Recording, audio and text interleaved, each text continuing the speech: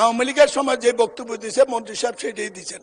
আরেকটি রাস্তা হলো এখানে ব্যারিকেড দিয়ে রাস্তা বন্ধ করে দিল কুত্তামার্কা নির্বাচনের সময় 14 সালে। 14 সাল থেকে এত লোক মারা গেল, একজন লোকও ক্ষতিপূরণ কেন কেন? মন্ত্রী মহোদয় বলছেন ওভারপাস হবে, এক্সপ্রেস হয়ে হবে, এই রবীন্দ্রসঙ্গীত বহু শুনেছি। যে কোনো সময় সবচেয়ে বেশি হতাশ হলাম আওয়ামী লীগের সময় যে বক্তব্য দিয়েছে মন্ত্রী সাহেব সেটাই দিয়েছেন। আমি প্রশ্ন করেছি 750 কোটির জায়গায় 17 কোটি টাকা, 17,000 কোটি টাকা খরচ হলো বলে শুনছি। আন্ডারপাস কোথায় গেল? ওভারপাস কোথায় গেল? এবং অনুমোদিত ওভারপাসটি কেন হলো না? আরেকটি রাস্তা হলো এখানে ব্যারিকেড দিয়ে রাস্তা বন্ধ করে দিল কুত্তামার্কা নির্বাচনের সময় 14 সালে। 14 সাল থেকে এত লোক মারা গেল, একজন লোকও ক্ষতিপূরণ কেন কেন? মন্ত্রী মহোদয় বলছেন ওভারপাস হবে, এক্সপ্রেস হয়ে হবে, এই রবীন্দ্রসঙ্গীত বহু শুনেছি। মানুষ পেক আমাদেরকে শান্তি মনে মরতে দেন। উনার প্রত্যেকটি কথা সরকার যা সচিবরা যা বলে দিয়েছে, ওই যারা টাকা লুণ্ঠন করেছে তারা শিখিয়ে দিয়েছে, সেটাই উনি বলেছেন। মাননীয় মন্ত্রী প্রশ্ন করেন। প্রশ্ন নাই কোনো?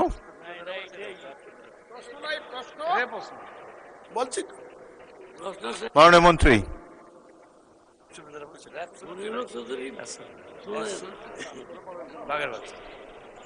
প্রকল্পটি এর আগের থেকেই বাস্তবায়ন চলমান আছে।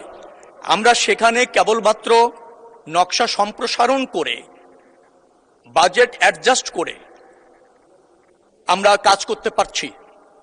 আর এখন যে প্রকল্পটি নেওয়া হচ্ছে 10 লেন করবার ক্ষেত্রে ঢাকা চট্টগ্রাম মহাসড়ক, সেখানে কিন্তু ওই অঞ্চলের দুর্ঘটনা, ওই অঞ্চলে যানবাহন চলাচল ক্ষেত্রে যে শৃঙ্খলা, যে ইন্টারসেকশনগুলি আছে, সেটা যাতে প্রচুর যানবাহনকে ম্যানেজ করতে সক্ষম হয়, যেহেতু পদুয়া বাজারের বেশ কিছু আপনার যুক্ত আছে ইন্টারসেকশন, সেটাকে পরিকল্পনা করে আগামী দিনে যে প্রকল্পটা যাচ্ছে সেখানে আছে।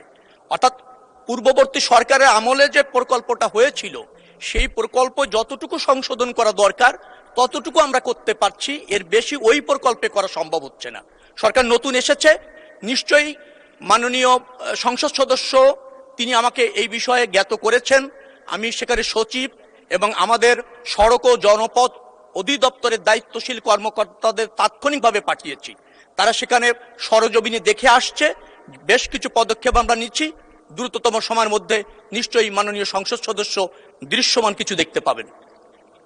মাননীয় মন্ত্রী, এবার আমার প্রশ্ন, আপনি যেসব পদক্ষেপ নিতে যাচ্ছেন এতে কি মাননীয় সদস্য মনিরুল হক চৌধুরীর সমস্যার সমাধান হবে? এক কথা বলেন।